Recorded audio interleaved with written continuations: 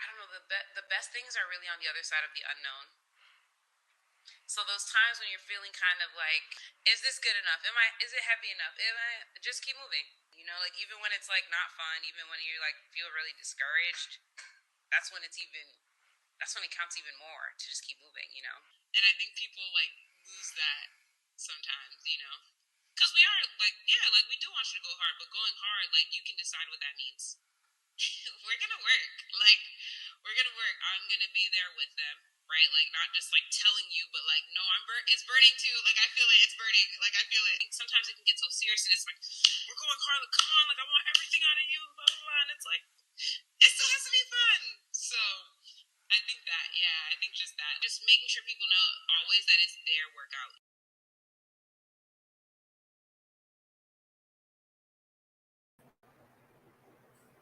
Welcome to Season 2, Episode 7 of Fitness Focus with Chau, Hybrids Podcast. So guys, we have with us a very, very special guest. She's a close friend of mine. She is a fellow trainer. She is a Haitian American because, we have not actually spoken to anyone from Haiti as yet. But so this is extra exciting for a number of reasons. And she comes with a message, just keep moving. Welcome, Judine St Gerard. If I got that right. You got it right. I had to get the R in the throat now, to make it authentic. Right. You did good. So how are you today, Judine? I'm great. Happy to be here. It's exciting because I know this is has been one of your biggest projects. So, just haven't talked about it on a friend level. So then to be in it, I'm like, oh, this is really cool. So yeah. Well, as I said, I'm extremely excited to have you here because we've been friends for a few years. Mm-hmm. We've literally only met once, but we've been friends for a few years, and we've shared a lot of our ups and downs. We have spoken about fitness, about life, and about a lot of stuff. And I think that what you have to share, the message you have to share, especially right now at this point in your life, is extremely important. So thank you once again for being here with us. Oh, thank you for having me. So let's get into it. Now, you started off in athletics and then boom, you're a trainer. And, I kind of want to know, let's talk a little bit about what got you from point A to point B. What got you from athletics to where you are now? Yeah, it's so crazy because I think athletics is what I talk about most, in my social media. But I actually started in basketball was actually my original sport. So I grew up playing sports my whole life. I started playing soccer, which is normal because we're Caribbean. So of course my parents put me in soccer first. But then over time, I did dance, did a lot of different things. But then eventually, as a kid, I focused in on basketball mostly. And I actually played up until college. I played collegiate basketball at the Division III level. And then, I don't know, a year in, I was just done because I think basketball is one of those things, especially here, it is all encompassing. Kids that play basketball that take it seriously, they play all year round with dreams of playing professionally or whatever. So that was me. I in high school, I could have sworn. And in fact, the track team, one of the track coaches in high school was like, dude, you should be on the track team or whatever. And I was like, no, I'm a basketball player and I'm going to play pro. And, I was I was very confident, put it that way. So yeah, like I said, growing up here, if you're really serious about basketball, you're probably playing all year round. So I would play in school, I played leagues outside of school, all of that. And then I got to college and I think I was just like, wow, I'm done. I think I'm just burnt out with the sport. I'm ready for something new. I'm the type of person that I'm always looking for the next adventure. And I think I also realized, girl, you're not going pro. You mad small. Nobody wants you on their team. So I left the basketball team, but in college for me, it was really important to be an athlete, right? From when I was young, I always imagined being a collegiate athlete. So the track team was actually having tryouts or whatever. So I was like, why not? They said that I was fast, and I was used to being the fastest on the basketball court in general. So I was like, all right, let me go out for the team. And they were like, yeah, come run with us. And then that was that. I actually started jumping. Like, I think my senior year, we got a really, really good coach. She was a heptathlete out of Boston University, or that's where she competed. And she, like, from watching me and just from all her experience, she was like, oh no, you're like a jumper. So we started playing around with the jumps, but I had so many injuries and whatever. So it was kind of tough. It was my last year, but that was that. And then in terms of like getting to like training, so upon graduation, I was really supposed to, I guess, matriculate into this program called Teach for America, which is basically like they recruit, talent to go into underserved communities, like in the U.S., right, to teach. And so you would do that for 2 years, and then they have like all these benefits. Like then they like pay your grad school, if you want to go to grad school after. It's like really cool. But what happened was I was like so burnt out from college. Like it took me 5 years to graduate college. Normally it's a 4-year thing, but college was a really hard time for me. So in any case, I graduated, and then I actually left. Like I went to Grenada because and I spent some time there. I was there for like 6 months. I thought I was gonna be there for like a year. So my idea was, okay, let me defer my like job, right? Like let me defer going into Teach for America for a year, take some time to just like live my life and like finally enjoy life for once. And I was like, I'm gonna go to this island and maybe I can teach there. Like maybe I can teach like French or something. And then I'd come back home and start Teach for America. Anyway, long story short, I ran out of graduation money. So like, I think 5 months in, I took myself back home, and Teach for America called me, and I was like, because usually when you defer, they have to replace you. So originally I was placed in New York City, but obviously because I deferred, I lost my placement. So when you defer, they replace you. So they called me to start talking about the replacement, and they're like, yeah, we're actually gonna replace you in Miami. And I was like, yeah, guys, I think I don't want to do this. Like, and they were like, well, why not? And I was like, I think I want to pursue fitness. And they were like, well, you could do like an after school program. I was like, yeah, no, I want to do it for real. Like, I don't want to just like do it like on the side or whatever. And so that was it. That was the last convo. And I was like, thanks guys, bye.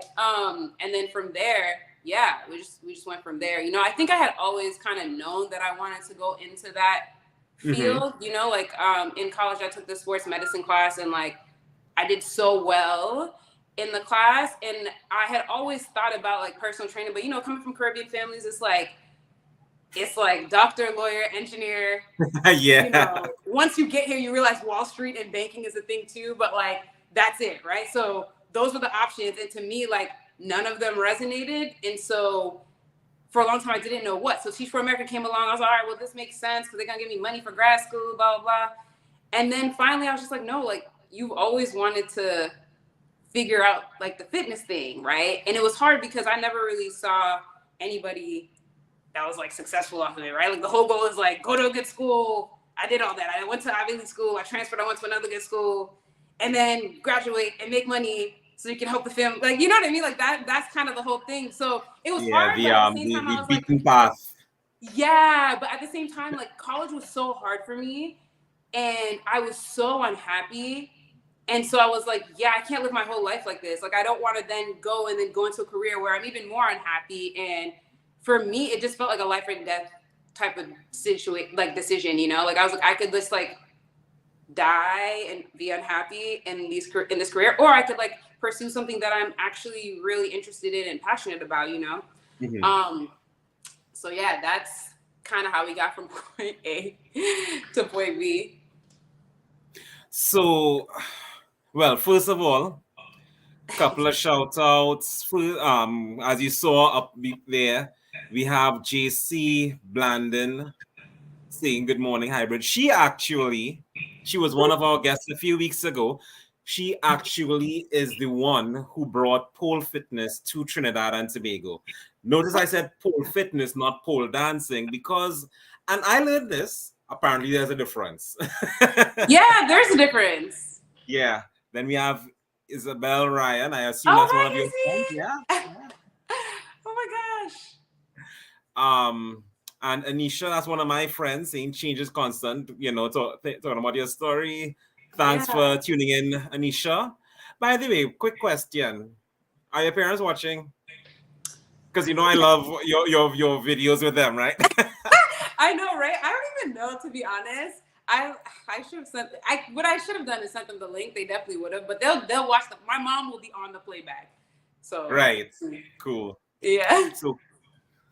So moving through your fitness journey, somewhere along the way, you got this brilliant idea to compete in bikini fitness. Yeah. So Talk about that, your journey to get there, what your experience was like, etc. yeah, so what got me into competing in like bikini and then eventually in fitness, the different categories. But Right. so I had graduated. I was looking into the fitness thing. I didn't exactly know. There were a lot of things that I was weighing out, right?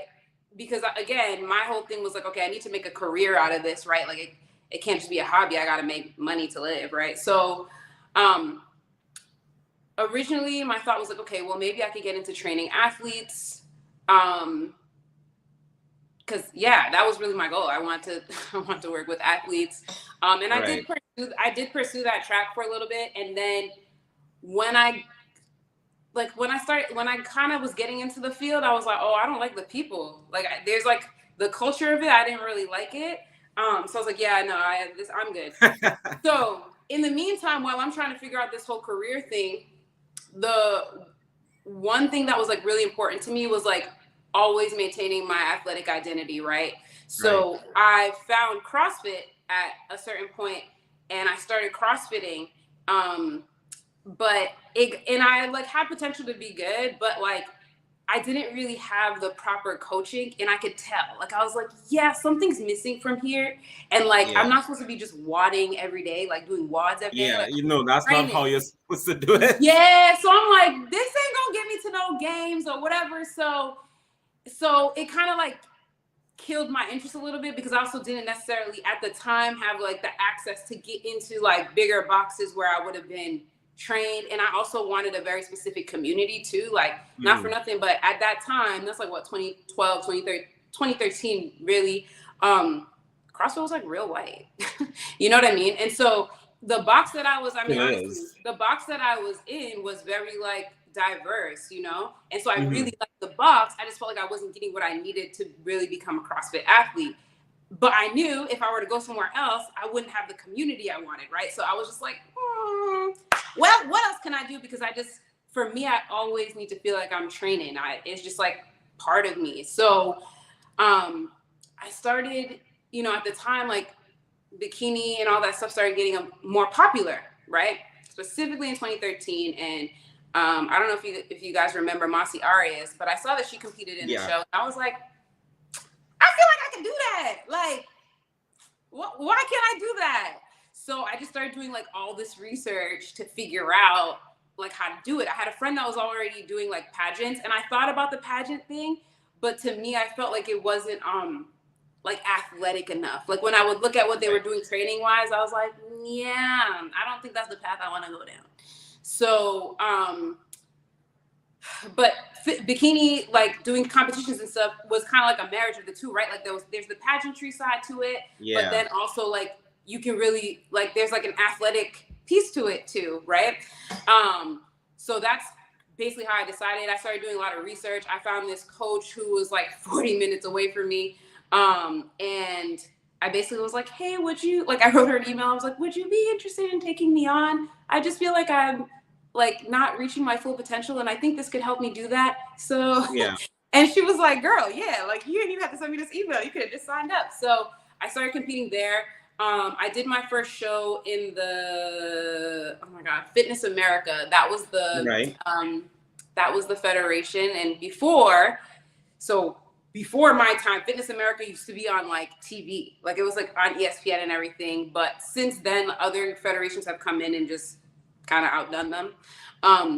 So anyway, I obviously was not on TV because at that point it was like after their time. But I competed in Fitness America and I won first place in overall, which I was not expecting at all.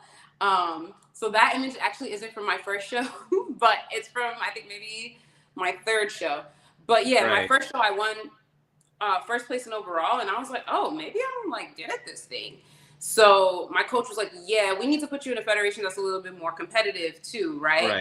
That like can take you further if you want to like go further in this sport, because Fitness America was kind of dying, if I'm honest. Like, it was kind of dying.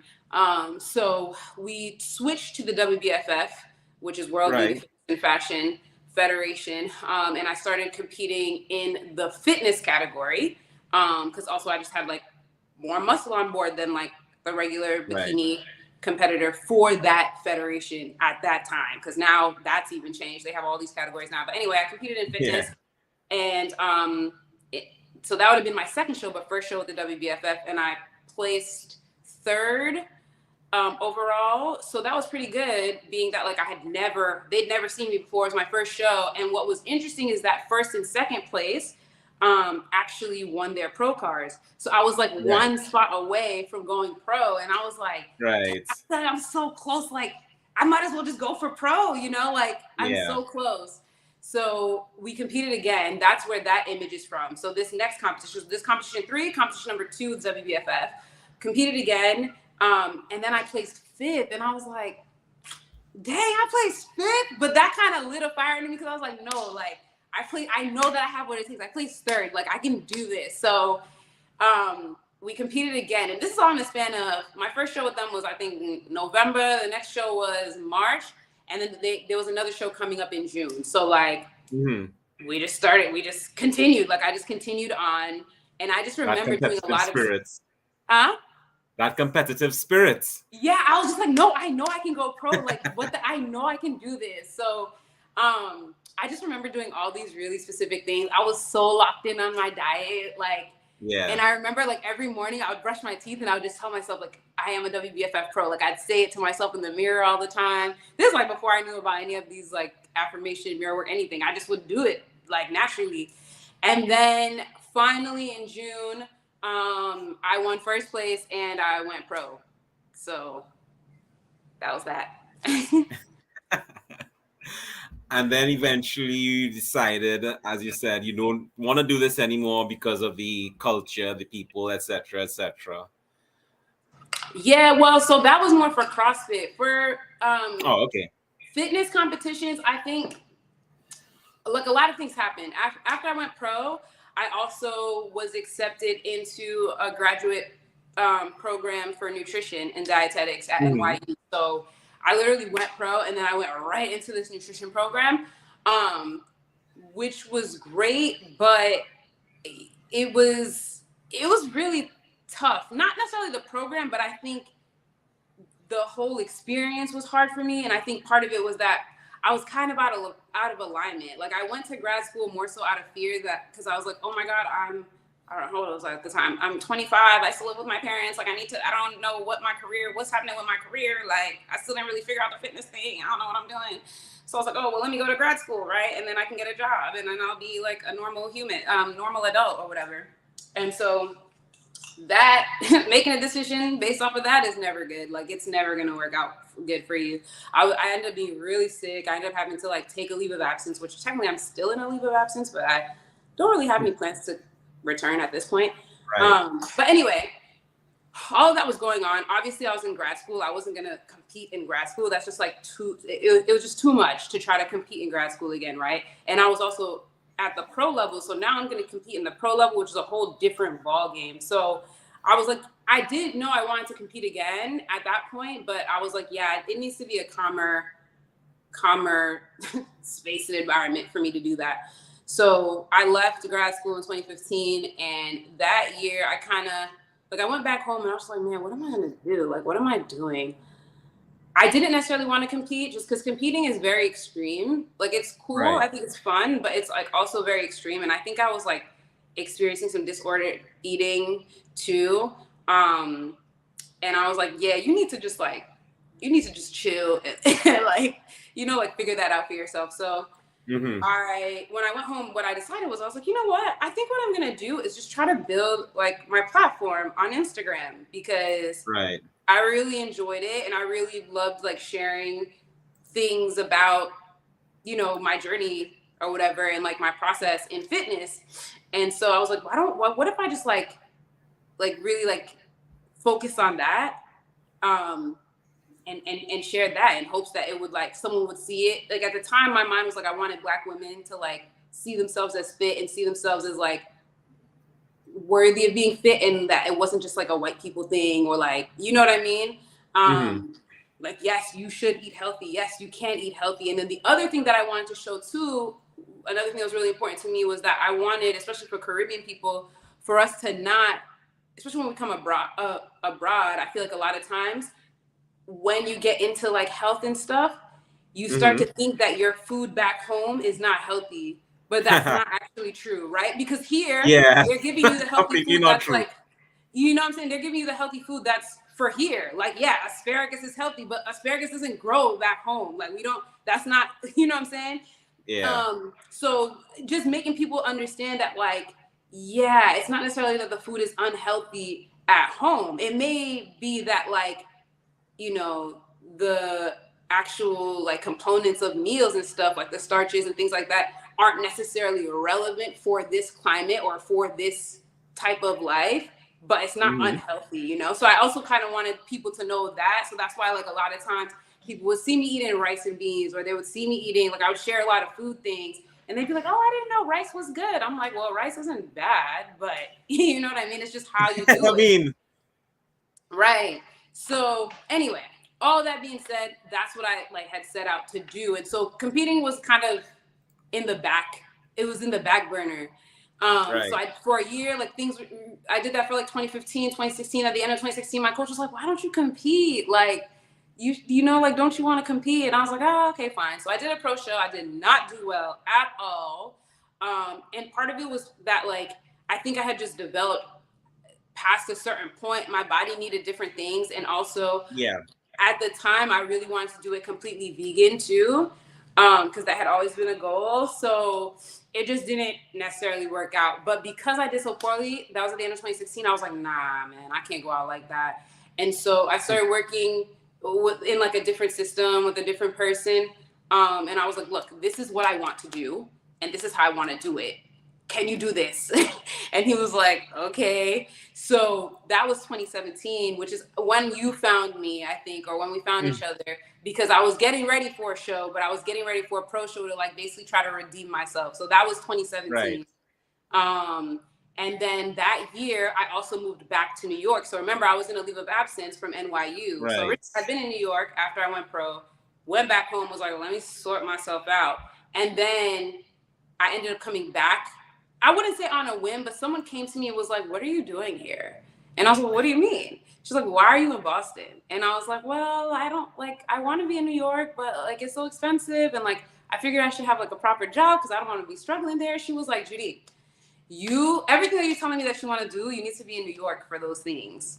And I was like, okay. And she was like, and I'm like, but where am I going to live? She's like, girl, people would literally probably beg you to just stay with them so that they could have like your influence around health and stuff. Like it would help them to be more health conscious and things like that. Like you could even just like offer to like help them or train them or whatever the case might be. Like you have friends, family, which is true, in New York. So like, you need to just go there. So my brother actually had an internship that summer of 2017 and was like, yeah, she's right. Like just come crash with me, see what you can make happen.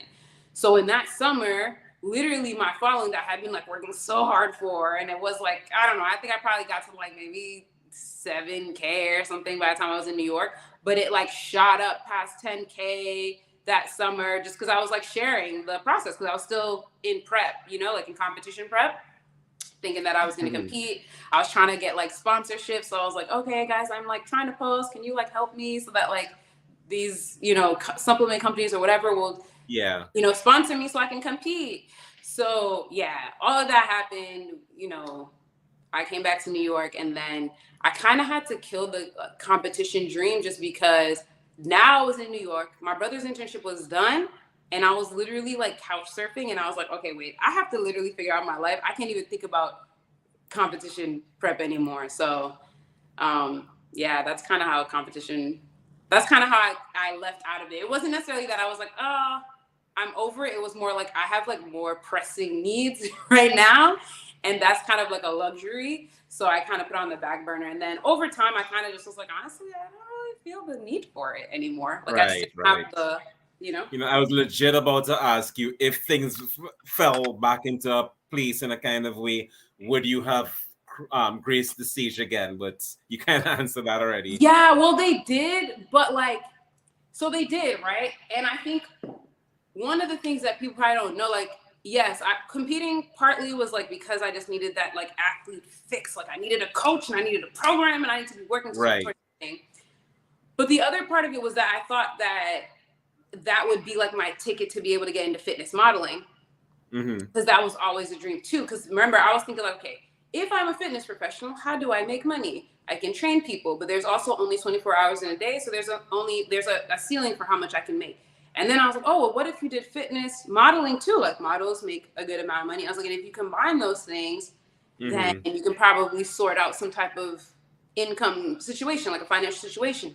So originally I thought that competing was like the way to get into fitness modeling. That's not true. I mean, I'm not saying that it can't lead there, but it's like to really get into like some real commercial stuff, like not really. Was it helpful? Yes, because I learned a lot about my body and a lot about like manipulating for different looks. But beyond that, like the opportunity wasn't going to come from that, if that makes sense, right? And so when I did start getting those opportunities, it wasn't from me competing. It was from like where I kind of had placed myself in my like fitness career, if that makes sense. It does. It does. It does.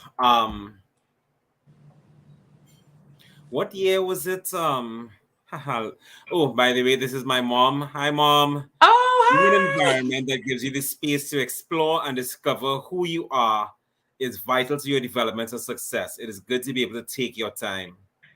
Yeah, no, that's a fact. And the people that I have to thank for that are my parents. Cause that's the other thing too. I think that I've like been really fortunate to kind of like have that level of support where I'm able to actually figure it out, you know, like I think that is oftentimes a challenge for people because they're like, well, I ain't got nothing. So I don't even have the luxury to be able to think about what I really want to do because I just got to do what I have to do to make it to tomorrow, you know? I was lucky enough that my parents, one, saw how much it affected my health to not be doing things that I really wanted to do or that I was really passionate about. And so I think when they saw that, they were like, yeah, she needs something different. So we're just going to be like provide her the space so that she can, you know, she can realize what it is that she's trying to find or go after. I have to say this, and I don't think you're one of those fake people who only presents the good, but what you present on social media. I love the relationship you have with your family. You always have these this kind of humorous antagonizing relationship with your dad. And and he's so good natured about it, and he teases you back the same way and all of that stuff. And I can see how there's that support. And then your videos with your brother, same thing. Yeah. Yeah, Yeah. I can mean, see I that's think what that I like, believe it is extremely important to have that circle around you, and I think that you do, and I think that's wonderful. yeah, no, yeah, I just been really fortunate in that way, you know, and Yeah. I don't want it to seem like everything is so perfect. I remember one time someone messaged me on Instagram and was like, oh, like seeing you and your dad, like it made me really jealous. Like I'm like happy for you, but also made me really jealous. And I was like, well, dang girl, like everybody got issues too. It's not like it's always perfect, but I think one thing that I can say about like my family unit, my nuclear family unit, which is just me, my dad, my brother, and my mom. I think that like we kind of decided early on, and obviously it started with my parents, um, that like that was our unit. You know what I mean? Like we didn't Yeah. have to worry about going outside to find family. This is your family. So if someone does wrong to you, that's fine. But like this is your family, you know? Like, and I think it like all of us as individuals, like family just really matters to us. So I feel like we just Yeah. kind of always tried to stick together, you know, like, cause like I said, it's not always perfect. Like me and my mom butt heads all the time. You know, there was a time when I was younger, my dad and I, we used to, probably because we're very similar too, like it was tough. Like it wasn't like this perfect, you know, like even Strong growing up, I'm people not gonna do lie. that. Yeah, like it wasn't even like, I think sometimes people probably look and they're like, oh my gosh, she was probably like the perfect little daddy's girl. Like, no, me and my dad's relationship wasn't like one of those where he was very you know how there's some dads when they're with their daughter and they're like mushy, like they just can't, you know, like my dad was very like cut, like very, you know, like cutthroat with me. Probably because I was a tomboy too, but also like with school, like he was just very like, no, you always have to do extra credit. Like he was just very. Sometimes I would look at him kind of like, dang, you kind of a drill sergeant.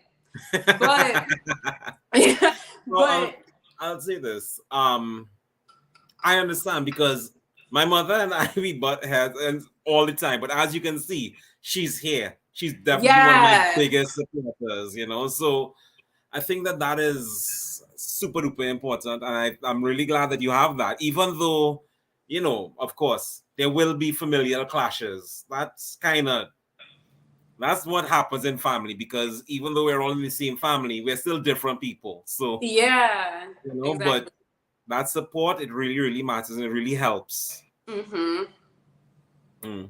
All right, so we have to go on a break, but a couple of things. Not everybody who watches the show is into the fitness thing, and there's some stuff you referenced before with CrossFit in particular. You said WODing. For those who don't know, WODing refers to the WOD, or the workout of the day. Every day there is a different fitness routine given to people who do CrossFit. However, what Judine was saying is that's not how it's supposed to be, because at the end of the day, what you're supposed to be doing in any good CrossFit gym, which is known as a box, so she was talking about box and everything, you need, and they always focus a whole lot on basics. The WOD is like the least important things. The only time you WOD is when you're competing in the CrossFit games or something, really. Or you might do it at the end of a workout, or you might do it once or whatever, but they do a lot of basics, because the way CrossFit is, there are a lot of people who get injured in CrossFit for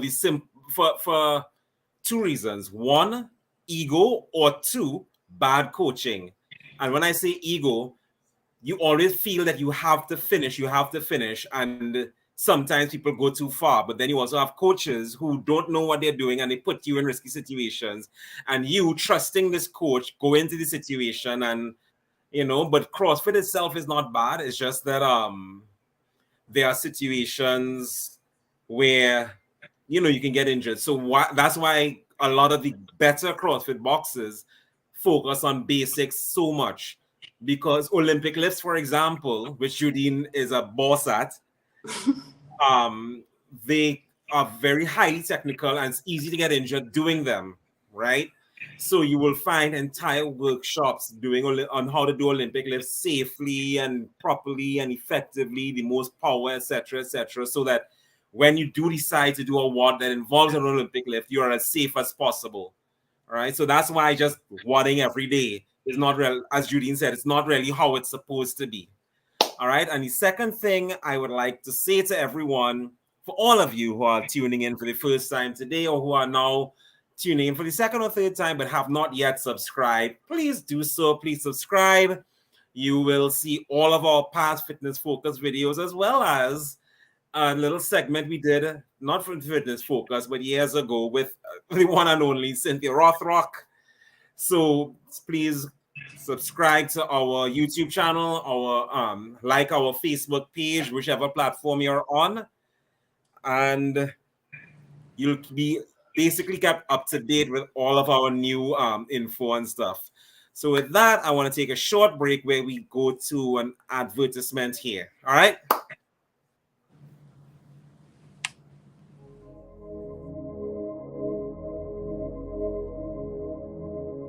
My name is Shazelle Fleming. Hi, my name is Alan Ferreira. Hi, my name is Jamie Phillips. My name is Daniela Maria Taruba. My name is Mark Chau Singh.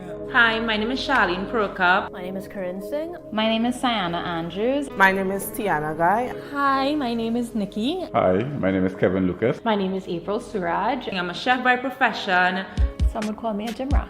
I'm a fitness instructor. I am a powerlifter. I am a mom, a wife. I'm a fitness enthusiast. I also do capoeira. I'm an elite international boxer for Trinidad and Tobago. Doing acting, modeling, MMA, martial arts, stunt choreography. I ride horses. I am a Spanish teacher and also a rugby player. I'm an Olympic weightlifter for Trinidad and Tobago. I am also a bikini fitness athlete for Trinidad and Tobago.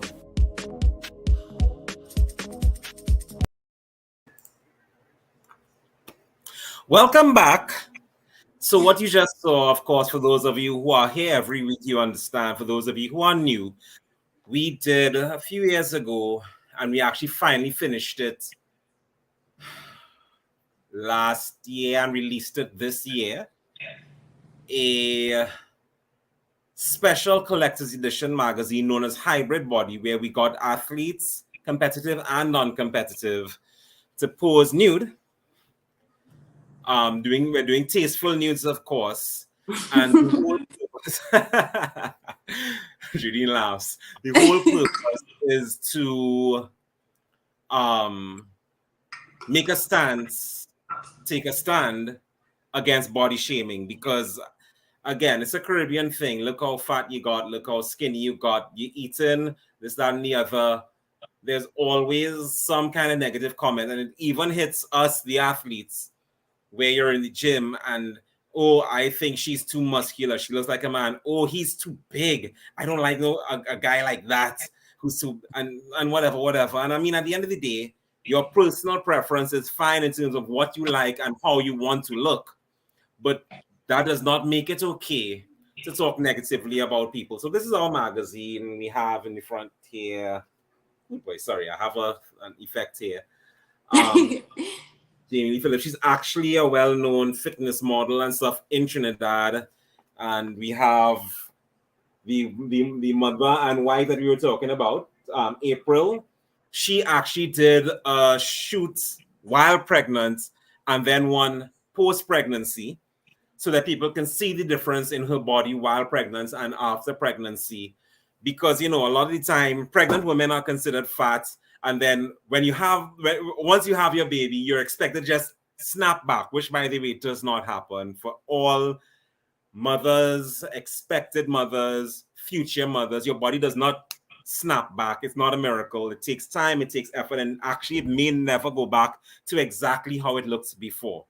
You know, so, you know, for all of our athletes, and as you saw, I was a part of it, all of our athletes who were a part of this, we want to thank you. And I want to ask you, Judine, what you think about the project. I think it's great. It actually reminds me of in the US, ESPN has, is it ESPN or Sports Illustrated? ESPN. It's ESPN. Okay, yeah, when they do their like body issue or series. Yeah. But yeah, it was cool to see it happening in the Caribbean, mostly because I feel like it was way more diverse. You know what I mean? Like it was, yeah, because I think here is very white, you know, and there's different types of bodies. So I think it was cool. Like what I loved about the way that you guys did it too is that it wasn't one of those things where it was like, okay, well, the only examples we've seen have like been all white, so we're gonna do it all black. It actually like represented the multiculturalism of the Caribbean too. You know what I mean? So you really got to see, like, you know, for me, it's always important to be able to see someone that I feel like I could like see my body in theirs. You know what I mean? Mm-hmm. So, yeah, I really liked that about it. Yeah, well, I mean, that was important to us because, I mean, we don't have the same racial issues throughout the Caribbean that are present in the US, you know. But there's something that I can take away from, there are many things, but one of the things I can take away from the racial issues in the US is that representation matters. I don't ever want anybody to say, well, that's all well and good for this type of person, but what about me? Mm-hmm. You know, I want them to be able to see themselves, as you said, see yourself in our athletes, you know, who, again, a mother, personal trainer, an MMA fighter, a national boxer, national Olympic weightlifter, you know, and they're different body types, different genders, different even that was really skin cool too. colors, Yeah, different ethnic backgrounds. Because at any point you should be able to look in our marriage and say, hey, this person looks like me and is having the same problem as me. Right, yeah. You know? Yeah. So let's get back to it and let's talk partnerships and collaborations. Okay. So through the years, you've done a couple. There was one, I wouldn't really call it a partnership. You worked, the one time I finally got to do a Judine St Gerard workout was when you were working with a particular gym. I'm not sure if I could say their names since you're no longer affiliated with them. Yeah, you can. Fine. Okay, Tone House was who it was. Tell me what that experience was like, because I know that you had done fitness on your own for a while and then boom, you start working with a gym and you're doing in-person sessions and during the pandemic online sessions and all of that stuff. Yeah, Tone House is so interesting. So in fact, back in 2015 when I was in New York, someone invited me to take a class, right? And so at that time, I wasn't really like hip to the New York City fitness culture, right? The New York City fitness culture is very much, I mean, there's different sectors of it, but in terms of, I guess what you could say, I don't even want to say the most elite because it doesn't necessarily reflect the level of fitness, but elite in terms of like relatively wide range of people and a lot of opportunity potential is in what they call like the boutique fitness space, right? So boutique fitness is it kind of started with studios, like studio-based workouts. So things like yoga, bar, those were the first things. And then cycling became part of that world, right? So like the Soul Cycle coming into it. And then after a while, other concepts started to pop up and use sort of the boutique model, being in a studio and having the lights and having an instructor and music and headset and all of that. It started bringing their own concepts. So Tone House basically brought the concept of like training like an athlete in sport. It's your birthday? Yeah. What? Happy birthday! Thank you. I didn't even day. Happy birthday! Thank you, Judine. Thank you. Yeah. That's actually part of why I wanted you on this day as opposed to any other weekend. It's like you're like giving me a gift, but that's wow on your birthday. Yeah. Yeah, you're talking about Tone House. Sorry about that.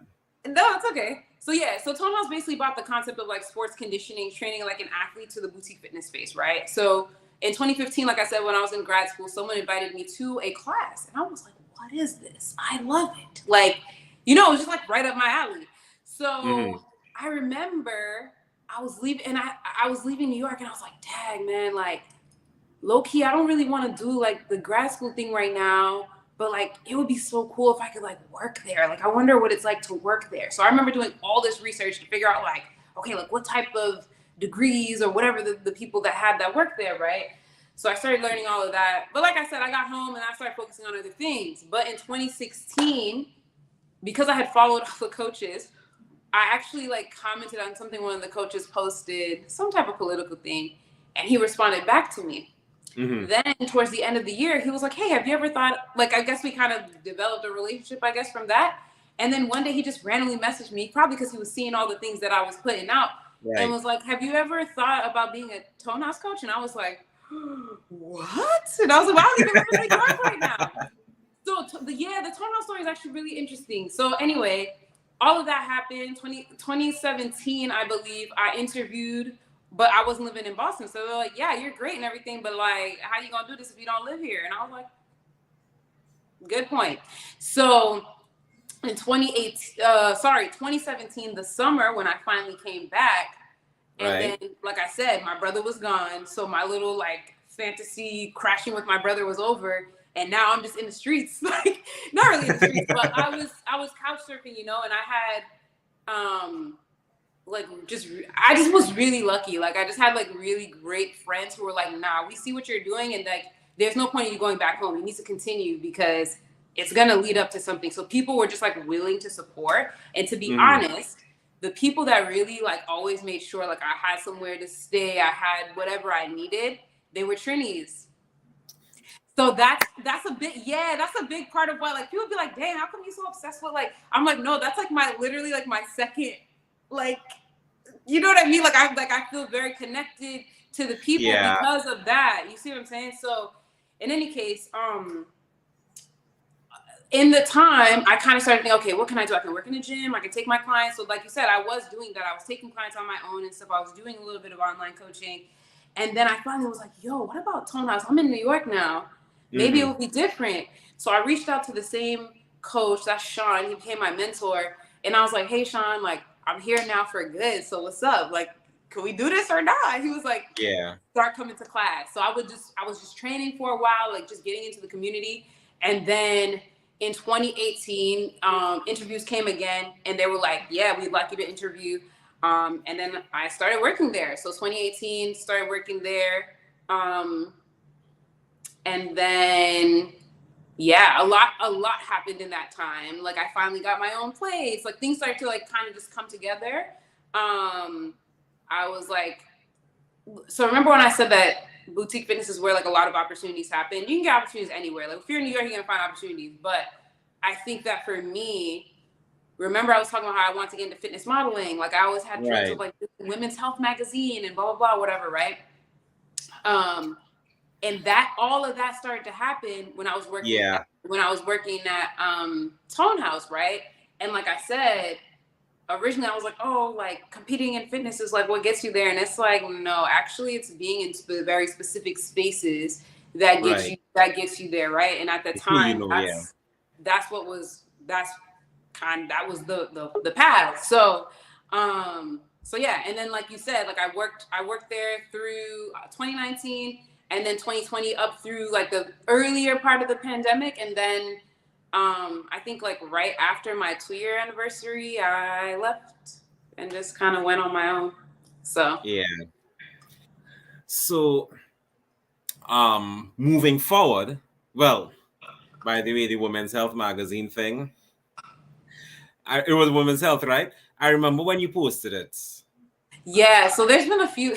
There's honestly been recently. So originally, in 2019 was when a lot of these things were like coming to pass. But 2019, my first magazine feature was actually Health magazine, so just like health alone.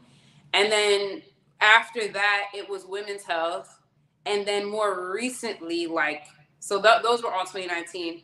And then more recently, it was actually Women's Fitness, which is in the UK. So I keep seeing you posting articles featuring you, and it's like, that's my girl. I know her. I need to get her autograph. And we are going, sticking with collabs. Let's go to the UK as you mentioned it. Anderson, can you play that 35-second, please? That video.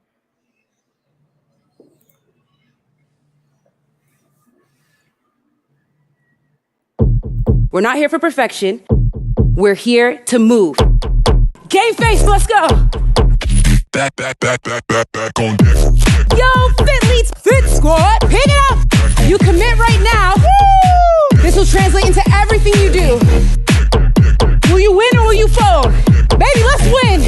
I'm starting to feel it. Woo! Explode up. Team, awesome work. Oh my goodness. Back on deck.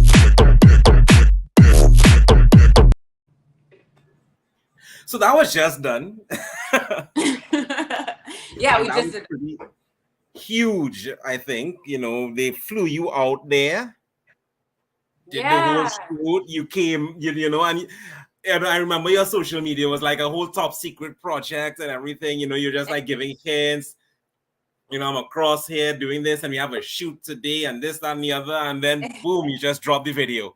Yeah. Oh my gosh, fit. So, that was like I feel like fit was like kind of like my like, okay, I think I've done everything that I want to do in fitness now because, you know, just going back to the story, like, you know, I went with my parents, and my parents were kind of like, I remember my mom asked me one day, she's like, "Oh, say, well, so what do you want to do? Like, what do you think you want to do?" And I was like, "I don't know, Mom. I just want to get paid to work out. So I'm gonna just try to figure that out." Right? That was like years ago, but again, being in Tone House and Fit actually found me because of an event that I did like through Tone House with Adidas.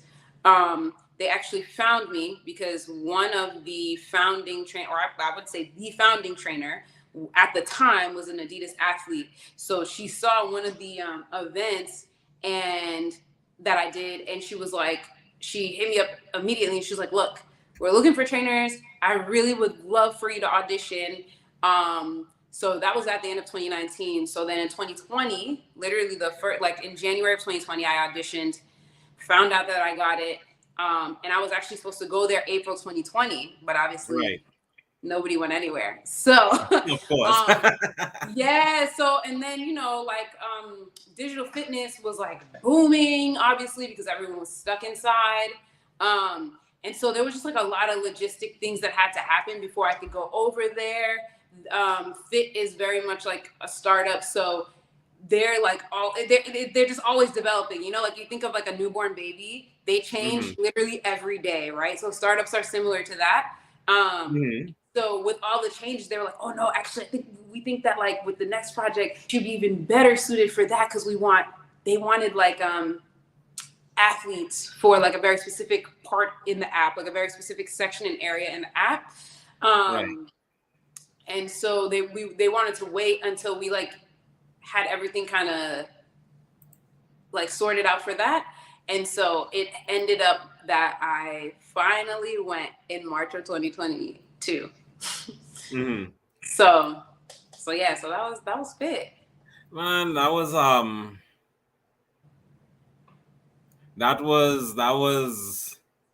I don't know, again, you know me, I get excited for everything. Yeah. Me too. that was exciting and stuff, you know. Yeah. So yeah, It that was was cool. pretty awesome. Yeah, And it was cool. I know you seem to enjoy your experience across there. What tell us a little bit about what it was like shooting for this company to do this, you know, fitness stuff. And well, first, I love the English accent, so it was great to just wake up every day and just hear people talking like that around me. So I was like, "Oh man, great!" But also, like, yeah, there were different elements. I think the company itself, like, remember I was saying, you know, back in the day when I was looking to get into training athletes and like working in sports and conditioning, strength and conditioning. I didn't really like the culture. Like, I didn't like the people that were like in that section of the industry. I just couldn't really get with it. So what was dope about Fit is that like the people make the experience, and they were just so like awesome. They were super gracious and just like so kind. Like they just made me feel so at home. So that was really nice, especially because it was a lot on the body. There were days that I would like basically film 3 workouts. That was like regular to film like 3 workouts. And they were very, I guess you could say like CrossFit inspired. A lot of them were like metabolic conditioning. So it was like a lot of running, a lot of dumbbell work, a lot of explosive work. And then, I mean, there was one day that I filmed 10, but that was a little bit different because the 7 of the 10 were like shorter workouts. They were like 10 minutes. Like strength, specifically runner strength support type of workouts. So for runners who don't really lift like that, but like know that they need to be doing some type of strength training.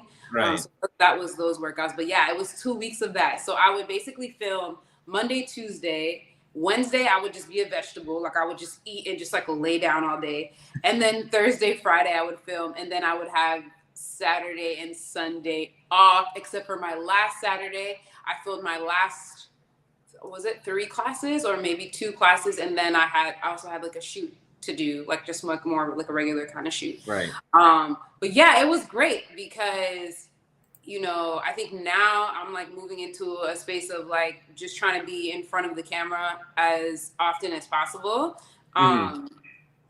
And so I got to kind of like marry both. It was like I was doing fitness, but I was like in the production world because that's kind of more so where I'm trying to like move into right now. So yeah, it was like a dream, you know, like I was mic'd up, like I had a producer, like it was really cool.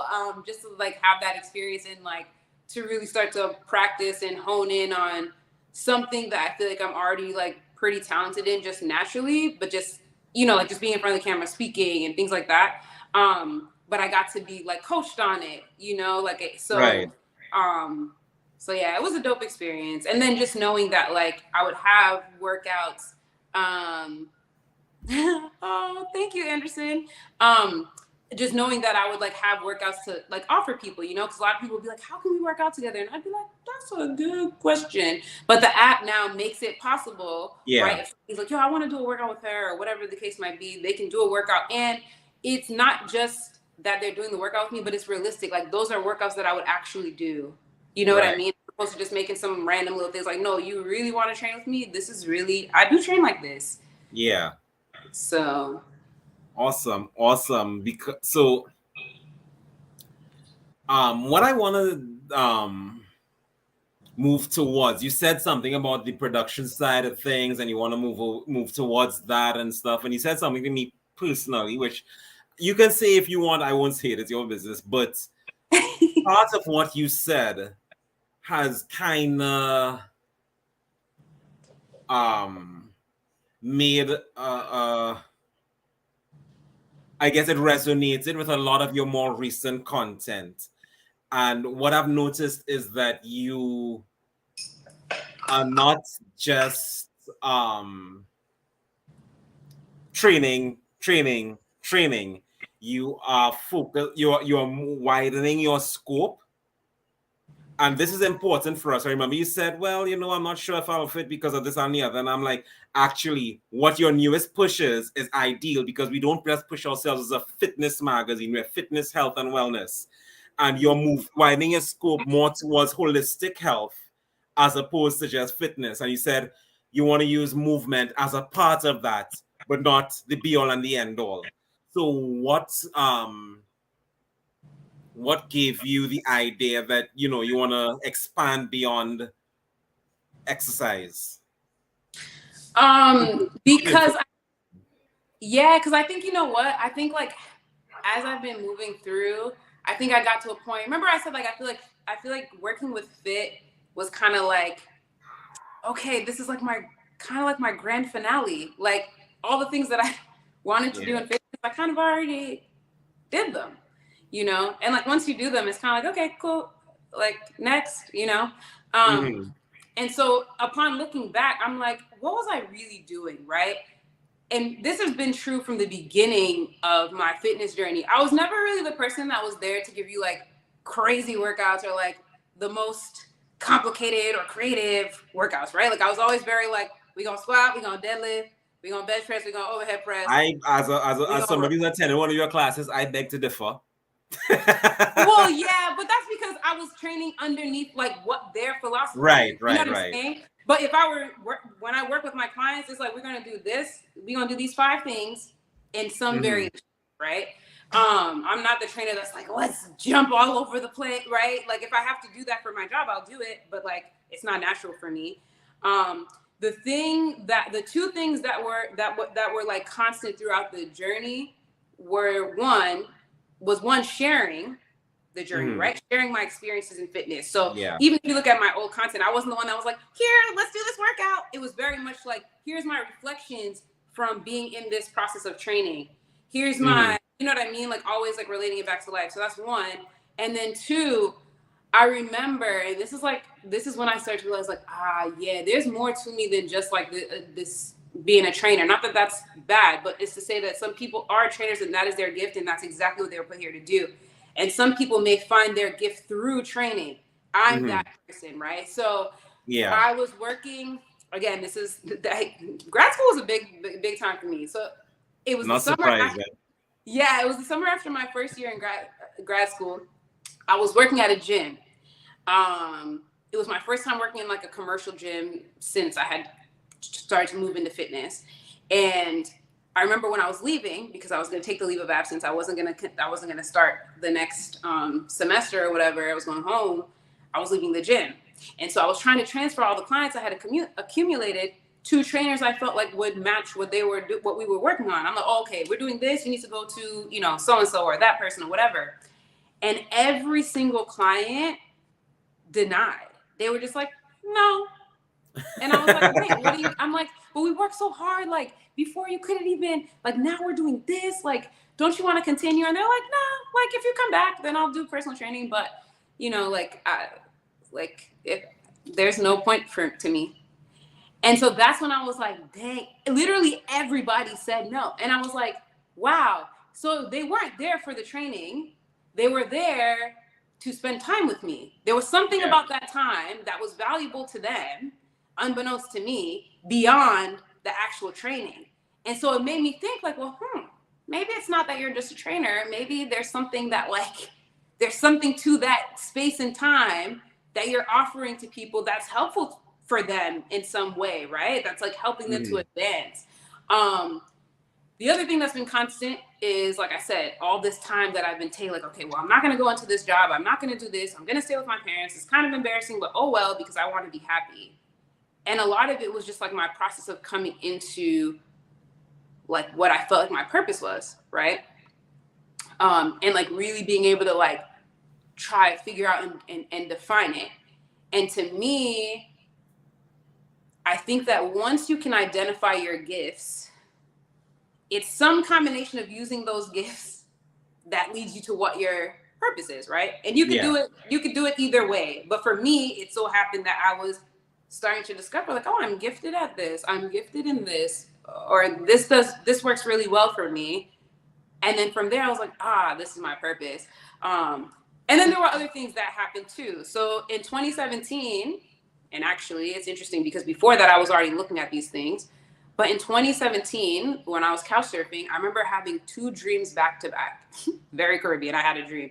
But I had 2 dreams back to back. And basically in the dreams, it was like God was showing me what I was supposed to be doing.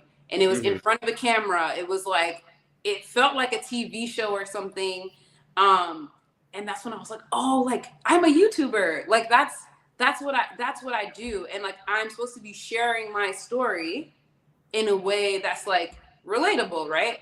Because essentially that's what I have been doing the whole time. Like people weren't coming to me necessarily for the workouts. They were more so coming to see like, okay, yeah, she's going to drop some exercises here. I'll learn form just from watching her, but also I'm getting some insights into this process, right? For someone that's trying to figure out like, dang, like how do I make this a part of my life? If they would read the actual captions, they'd be like, oh wow, like this is more interesting than just like, okay, let's do 3 sets of 15. You know what I'm saying? Yeah. And so, yeah, interestingly enough, if we backtrack again, 2015 I'm telling you, it was a big year. I had been watching YouTubers and I remember thinking, I can do this. Like, I would see them and I'm like, no, I would have done this differently. Like, I would have done it like this, or I would have said this to the camera. Like, I just remember watching that. And like, there was one night that I remember I stayed up all night and I just watched videos on like how to create a YouTube. But from there, it was like it was very intimidating to me because I didn't have any equipment. I like people, like it just felt very highly produced. And I was like, I don't know how to do none of that. I just know that I could do it. So anyway, when I had the dream in 2017, that's when I was like, dang, all right. Also why I was like, I'm not going to go back into competing because now I know that like, I'm really trying to get to here. So yeah, I started working at Tone House. Yeah, I started doing all these things, but a lot of it was still just so that I could have like, I could feel like I was a little bit more so on my feet so I can get to the point of really like pursuing the YouTube and everything that sort of comes with that. So we are now there. We have arrived at that point. And it's funny though, because in hindsight, now I'm thinking about it and I'm like, dang girl, you should have been, because really what I'm just doing is documenting my journey, right? But I should have, honestly, like when I think back, I'm like, man, that would have made an even stronger story. Like the story's still gonna be strong. You can always make a story great, but it would have been an even stronger story if I started when I was like couch surfing. Yeah. You know what I mean? Because then, like, because the whole point is I want people to see themselves in the journey. Because I think a lot of times people do want to be happy. They do want to be doing something that's like, they feel it's purposeful, meaningful, impactful, and like really resonates with them, you know? Mm-hmm. But I think sometimes it's kind of like, well, how? Like, how do I get around the thoughts that come up, the fear that comes up, like feeling like, oh my gosh, how am I going to support myself though? And like, oh, what are my parents going to think? You know, especially if you're, or like from a, you know, immigrant background or whatever the case might be. So for me, I'm like, yeah, I'm thinking back to all that time that I spent graduating college, being in grad school, being like, what am I doing here? And wishing that like I had seen an example of like what I was doing. And I never found it. I had never really seen someone coming from a similar background, deciding to do something completely different, having no idea how it was going to work out or even how to really do it. You just flying by night trying to figure things out. I'd never seen that before. And so that's when I was like, oh, you know why? It's because I'm supposed to show people that, right? So that like, you know, people could tap in, like they could follow the whole thing, or maybe they see one video and they're like, all right, bet, right? So that they can get into their purpose and pursue it for real. Like they don't have to think, oh, this is some crazy dream. It doesn't make sense. It's not practical. I'm not doing it. When in reality, it's like, that's exactly what you need to be doing. You know? I'll say this. Well, first of all, it's almost like what they say, kismet, fate. If you're right about me following you in 2017, it seems like I started following your page at the point when everything was happening. The start of your entire transformation, you know, was around 2015 to 2017. So I kind of started following you at, I guess, exactly the right time. Mm-hmm. And I must say, I have loved the journey. Yeah. I've loved the journey to where you are now. And I can't wait to see where you go next because, damn, Judine, it's like so much. It's been, I mean, like I said, one of the reasons that I was excited is because, yes, it's my birthday and you're one of my really good friends, and it's really great to have you on here on my birthday. It's special to me. Yeah, I feel so special. I'm like, damn, I didn't know it's your birthday. But aside from that, there's just been so much. And again, between our initial conversations about just fitness to our more personal talks about some of the struggles we've both faced and seeing where everything came from and where it's moving towards and where you are moving towards, it's just, to me, an incredible journey. And I just absolutely had to have you here. And especially on my birthday, as I said, it's a birthday gift to me to have someone with your kind of history or background. As you realize, we've just been you've just been sharing story after story, and it's all been interesting, you know, all been exciting. You know? No, I'm really grateful to just have had this opportunity. Like, even I was actually telling one of my friends, this is one of my like my Trini family. I was telling her, I was like, yeah, I'm gonna be on with Chau. And I was telling her, I was like, actually, because when my first time going to Carnival, my first and only, but I'm trying to go for 2023. But I went with her, right? Like those are people that I went with. And I was telling her that I met you. That was the first time I met you. And I was telling her how like it was so crazy because, you know, going back to the fate conversation, we didn't even plan. Remember we were trying to say, oh, where am I going to find you? We didn't even plan. And then we just like ran into each other. I was trying to message you, and I think you either didn't have your phone on you, it was off or something. So you didn't get any of my messages. My service wasn't that good, and I didn't get a tip. Like I didn't get a tip from Trinidad. So it was kind of like if you caught me when I had some Wi-Fi, then you would catch me, or you know. Yeah. So it was just so crazy how we just randomly bumped into each other because I was trying to plan it, but it didn't work out. So boom, we just happened. It was. Yeah, I thought that was so cool. I felt special being able to get a little picture with you. You know, I still have that in my. I keep my Instagram stories as archives, so it's still somewhere in the archives. Yeah. No, it was like the best. I feel like it was the best way, you know, like to just run into each other because it was like, you know, like, oh, nah, this is really my people. Like, yeah. so, yeah. So let's talk. I want to just go a little bit deeper into holistic health. Which, I mean, that's the best way for me to describe it, because you do lives where you cook, and then you have motivational stuff that you post, little phrases, little bits about, like if you're browsing Instagram and you see something interesting, boom, it goes on your story. And then you have little things where you talk about certain things, and you talk about fulfilling your purpose and all of that stuff. So I want to find out, because I have an idea of what it means for me, but I want to find out, first of all, from you, what does holistic health mean to you? I think that's the best way to put it. And how does movement, I'm not going to say exercise, I'm going to say movement, fit into it? Wow, what is holistic health to me? So if we break down the word, right, holistic is like the whole of everything, right? So, and then if we localize it, it's the whole of you, right? It's the whole of yourself. So for me, I would say it is, no, maybe I'll define it sort of in reference to fitness, right? Because that was one of the questions you were asking me about, like going from fitness and just broadening it to holistic health, right? Fitness is very like exercise focused. It's very much like, here's the reps, here's the sets, here's the weight, here's the distance, here's the XYZ, right? And it's great, but then there are other like aspects of us beyond our physicality, right? There's the mind, right? So there's mental health. There's also the spirit. So there's like spiritual health. And they all inform each other, right? So mental, physical, and spiritual, they all inform each other. But I think fitness alone, even though it's informing the rest, I think we should still be like directly attacking the other parts, right? Because they make up the whole of who we are. So to me, holistic health is meaning that like there is a, how could I explain it? There's a focus in all three like elements or aspects of the self, right? So some type of work being done. It doesn't mean that it's perfect, right? But you're striving for the best level of health that you can get in all three of those areas. Right.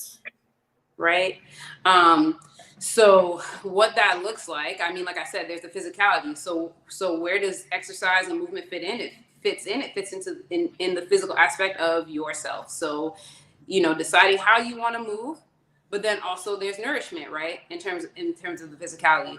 But what's interesting is I think that I've more recently been starting to realize how those things inform the others. They inform the mental, they inform the spirit.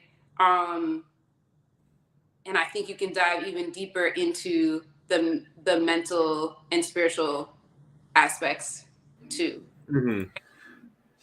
So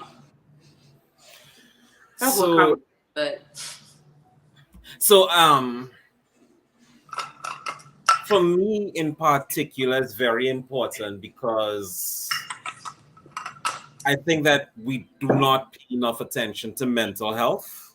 Yeah. We do not pay enough attention to the other things that aid in physical health. And now there's some people who don't believe in the spirits and all that stuff, and that's fine. But it's something I believe in. And hold on one second. Okay.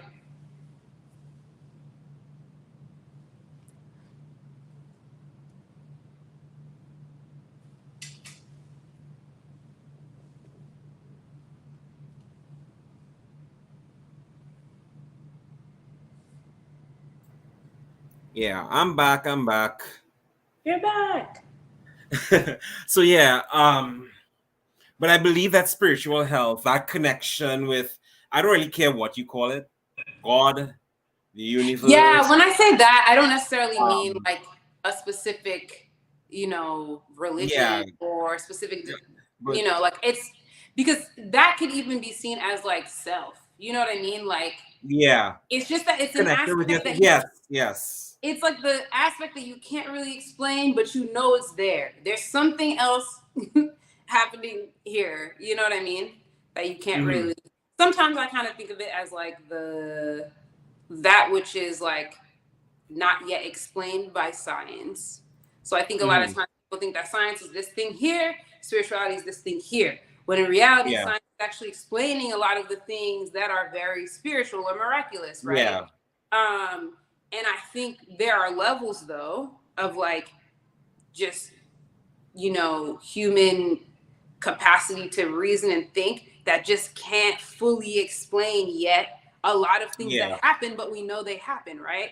So even if you think about like the gut-brain connection and that axis, there's a lot that they just don't know about how something is working, but they can say that this is affecting this, right? Your gut is affecting your mind, or your gut is working in some way in tandem with your brain.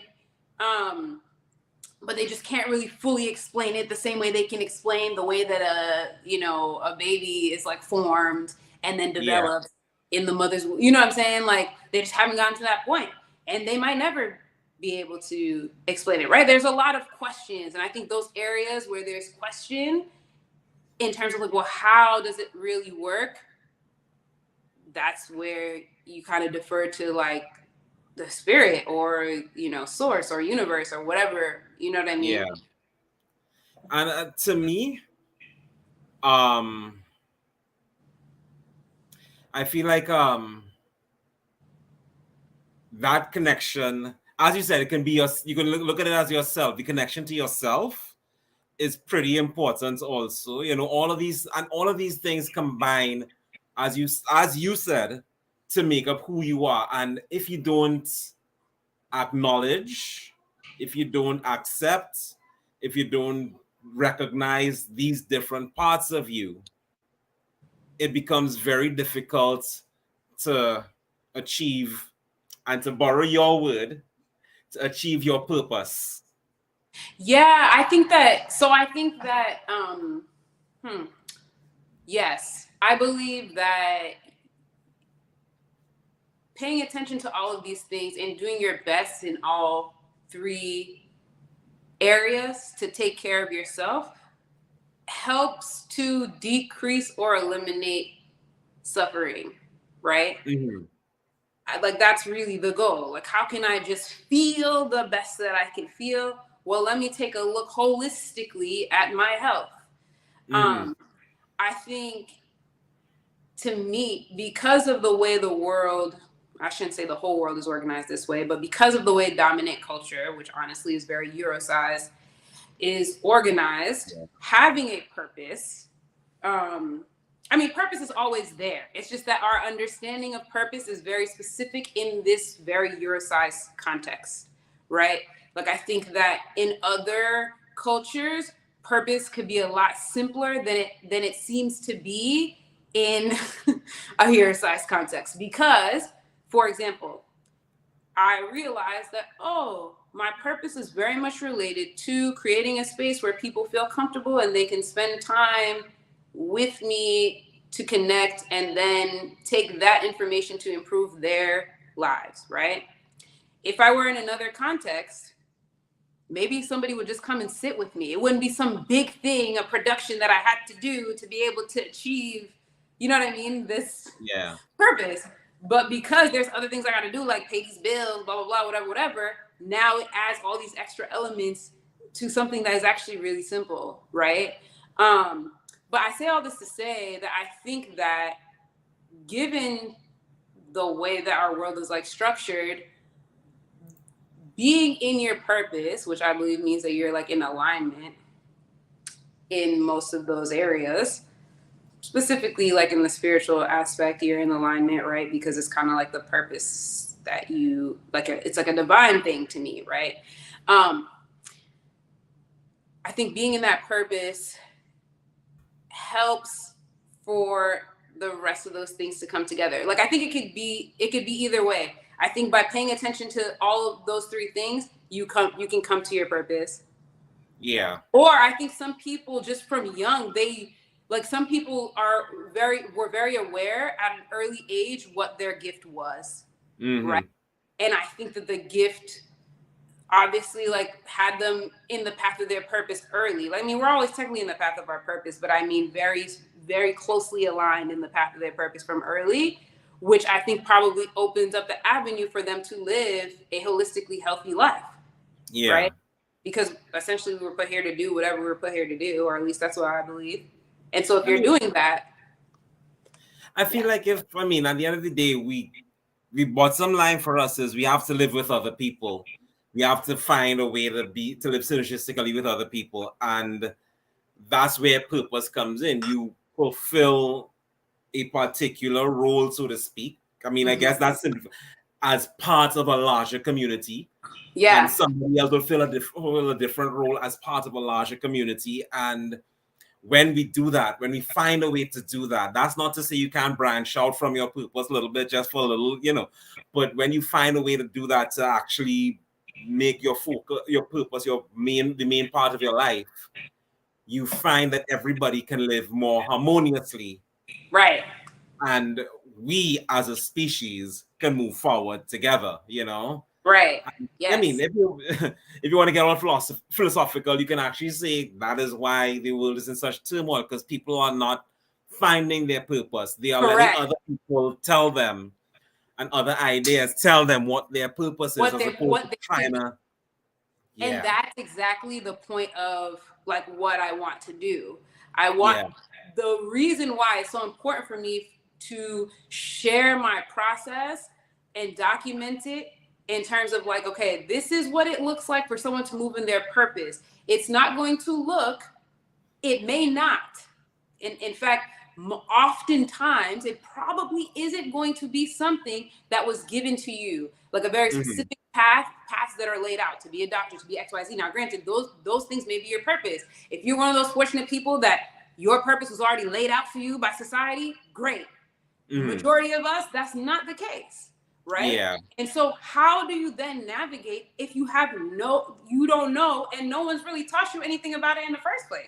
No one's even really talked about, when you go to school, they don't say, hey, let's think about what purpose is, right? Like, I know, right? Class in morality. There's no real coaching. It's just, but there's no books. You're just like, right, you're designed to feed the machine that they have going, right? Yeah. So for me, because I'm like, okay, how could I make the world a better place, or like, how could I change the world? That's why it's so important to me, because I'm like, okay, well, if I show people a different way, right? And you might not take the exact path that I'm taking, but just because you see a different way to like approach this thing, it might say, you might say, you know what? Let me just try. Let me at least try, right? Because I think that like, being in your purpose, it's so funny, because that's what I was saying is, you could either pay attention to all your holistic health and then it leads you to your purpose, which was kind of the path that I took. Right. Or you could know your purpose, and then because of that, you realize, well, man, to support myself in moving in this purpose, I have to make sure these things are in line, right? Or else I won't be able to really do it.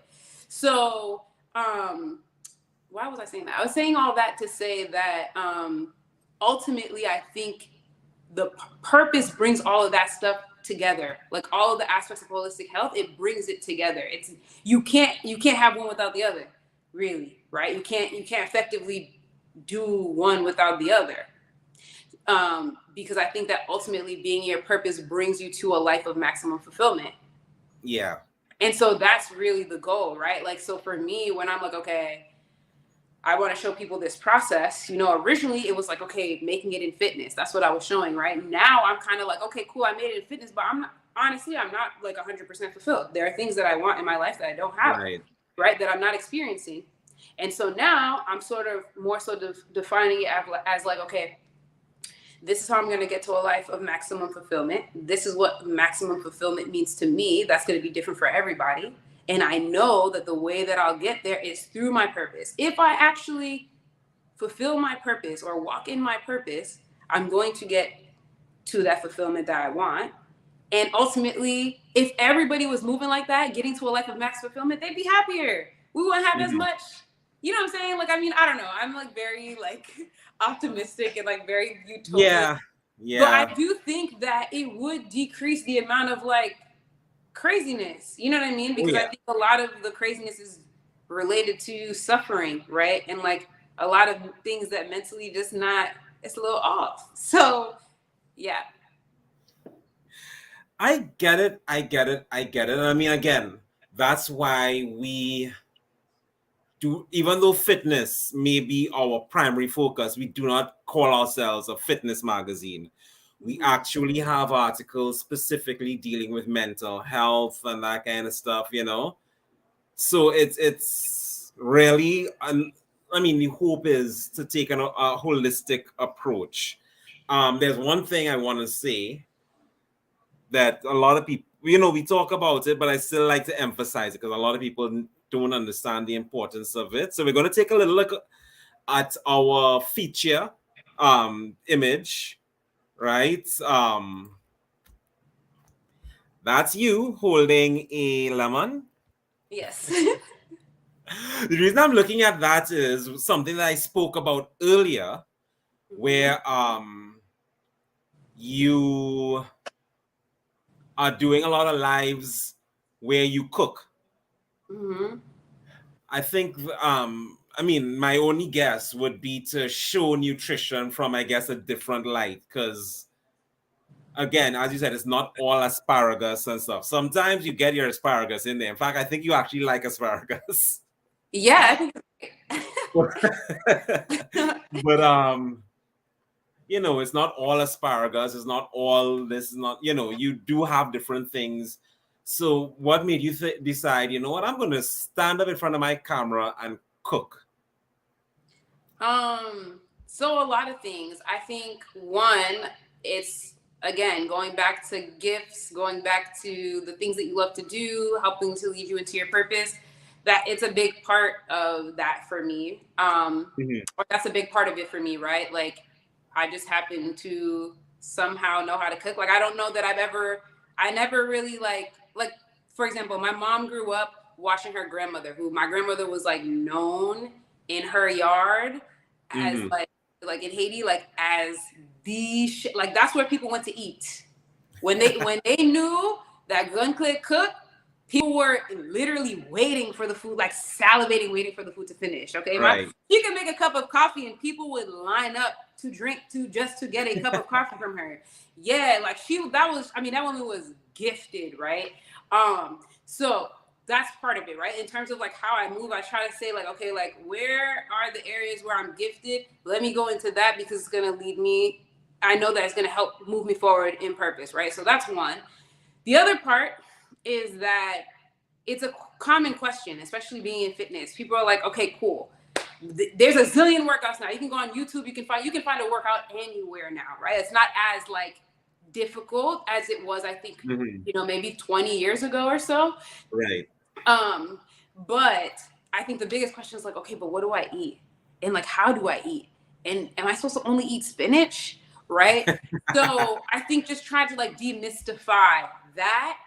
And then in some cases, there's times where I'll make like a lot like Caribbean inspired things, or I'll put like certain flavorings or certain like herbs and spices that we use or whatever, like into something so that people can see like, oh, you can make something that still is familiar to like what you would have eaten back home or what your mom used to make or whatever, right? So that was another thing. That was another reason why I was like, yeah, I need to start just cooking live so people would see. And people would ask me a lot, right? Like I'd post food, like pictures of food a lot, and they'd be like, oh my God, that looks so good. Like I want to know how to make it. So I was like, well, why don't I like actually do the behind the scenes so you can see how we got to this really cool picture of food or whatever. So that was a big part of it. But then also, I think something that people don't necessarily understand, because again, food is something that also isn't really taught in school. Nobody teaches you how to eat properly, right? To actually fuel your body at a physical level. Okay, so that's one. But food literally is medicine. Oh yeah. Right? I believe that. I said I believe that. Yeah, and there's levels to it. You know what I mean? Like there's literally levels to that fact. But I think that one, people were never taught how to eat. Like, so they don't, like, people a lot of times don't even know what a protein source is. Like, they don't realize that if they're eating chicken, that they're getting protein. Like, do you know what I mean? Like, there's so much. Yeah. There's people just don't know. Yeah. But then at the next level too, food has the ability to like really open up your mind, right? To a lot of different things, to what's possible, to the fact that you could actually feel well. Do you know what I mean? Like, I think sometimes people don't realize that they're like suffering because they're so used to it. And then they start switching up their diet and they notice like, oh, wow, my skin looks so good. I thought I needed all these products, but actually I just needed to eat some fruits. Or, you know, like, wow, I was always so tired, but I thought that was normal. And now I have all this energy. I can wake up at this time and I don't feel tired.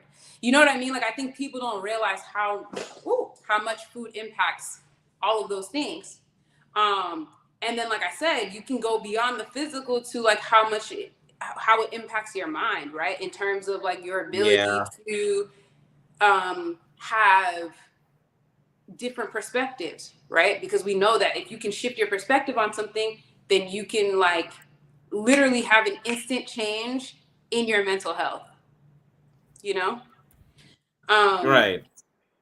So yeah, I think it's really important and people don't really know. Nobody really talks about it. There's a lot of information. It's like information overload. You know? Oh yeah.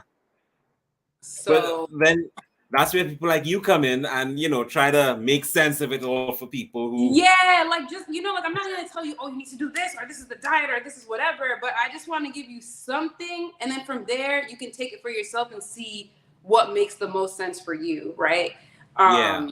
You know, and then the other piece is like, it's kind of the same thing, that spending time, like that time is like really important for whatever reason. It seems that people would spend time with me and then be able to take that and do, you know, whatever they want with it, you know? So I'm like, okay, well, we could basically kill a whole bunch of birds with one stone with this, like just cooking live thing, you know?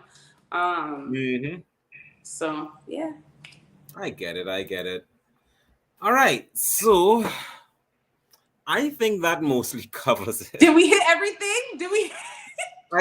Actually, there's something we skipped, but I don't think we need to really go there. I know exactly what you're talking about. Maybe we could. Maybe if you know what, if you do like a mental health series, then we can dive deeper. Because I know that's probably what you're talking about. We can go into that. We probably will, you know, because as I said, we actually do write about mental health.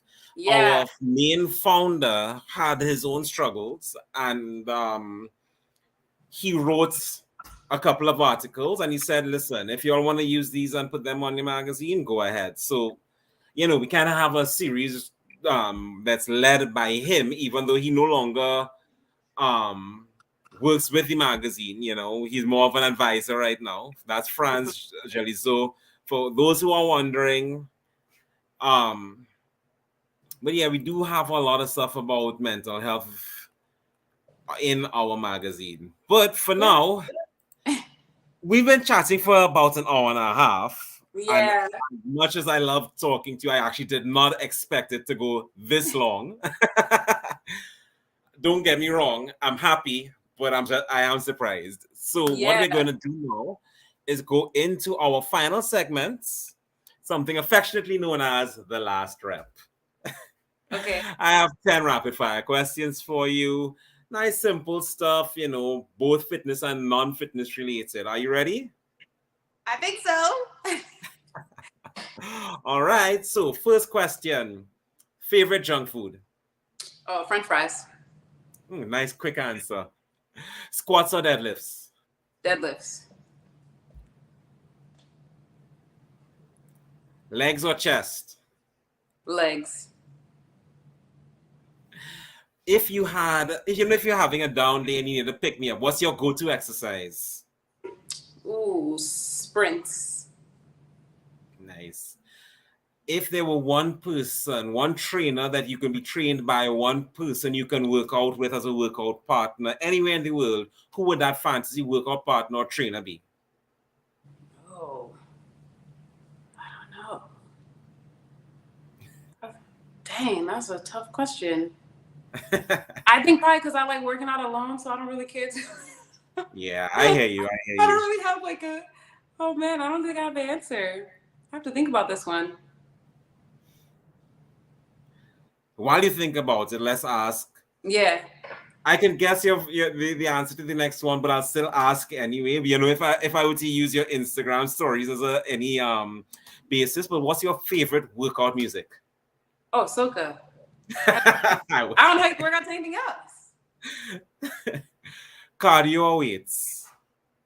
Oh, weights. Yeah, weights. Yeah. Favorite sports to play? It could be, go back in the archives, basketball, sprinting, Honestly, it's definitely track, but it's definitely jumping. Like jumping, right? Yeah. Cool. Protein supplements or diet? Oh.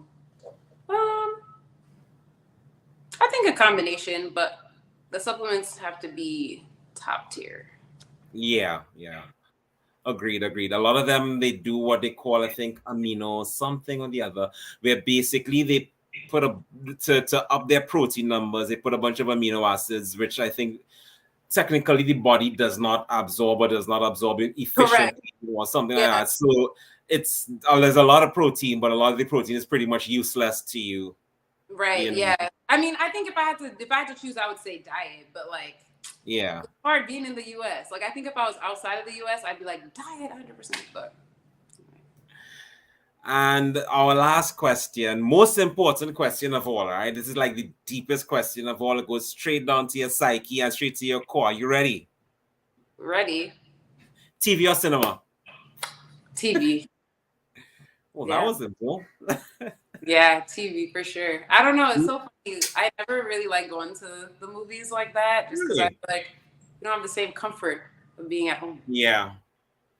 I don't know. I think that there's some movies that you need to go to the cinema for. Yeah, that's true. Other than that, it's just straight up TV for me. We stay home and we watch our shows. Right, exactly. Have you thought about that fancy workout partner or trainer, or are you gonna just ixnay on that question? I think I'm gonna leave it at no. None?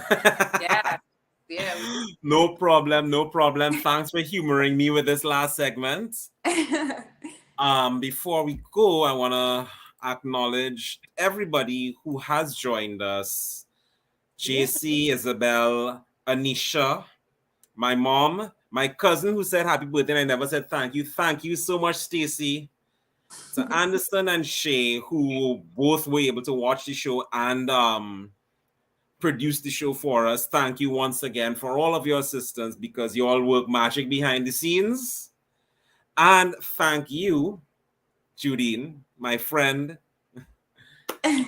for gracing us with your presence on my birthday. It was extremely special that you were able to make it, because I mean, I remember when you were trying to schedule this, you're like, well, I'll have to see about my schedule and I'm not sure. And yeah, I'm definitely, and I just don't know when. And then I'm like, hey, 26. Like, you're like, okay, I'll make something work.